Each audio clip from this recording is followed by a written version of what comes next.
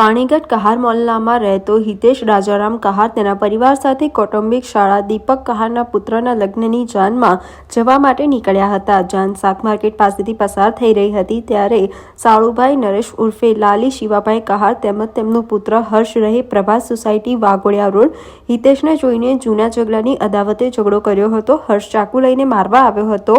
નરેશનો ભત્રીજો શિવમ તલવાર લઈને દોડી આવ્યો હતો. તલવારના ઘા કરતા હિતેશે તલવારને પકડી લીધી હતી. પાણીગેટ પીઆઈ મિશ્રાએ જણાવ્યું હતું કે આરોપી નરેશ, હર્ષ કહાર અને શિવમ કહારની ધરપકડ કરવામાં આવી છે. ત્રણેય સામે મારામારીના ગુના નોંધાયા છે.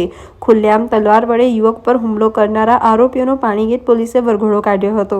ગઈકાલે પાણીગેટ પોસ્ટેના બાવચાવાડ ખાતે મોડી રાત્રે એક કૌટુંબિક ઝઘડાને કારણે મારામારીનો બનાવ બને, જેમાં ફરિયાદી હિતેશ કહારે 3 આરોપીઓ નરેશ કહાર, હર્ષ કહાર અને શિવમ કહાર તેમના વિરુદ્ધ પાણીગેટ પોસ્ટેમાં ફરિયાદ દાખલ કરાવી છે. જેમાં મારામારીના બનાવમાં ચપ્પુ અને તલવારનો પણ ઉપયોગ થયેલો.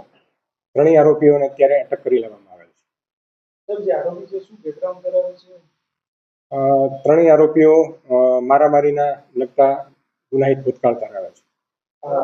આરોપી જે છે શું કારણથી ઝઘડો મારામારી કરી છે? જૂનો ઝઘડો છે, કૌટુંબિક કારણસર ઝઘડો થયેલો છે. તપાસ ચાલુ છે. ના, એવું કોઈ તપાસ ચાલુ છે, હજુ કોઈ જાહેર જાણવા એવું મળ્યું છે કે છેડતી કરી હતી? ના, એવો કોઈ બનાવ હજુ ધ્યાનમાં આવેલ નથી. તપાસ ચાલુ.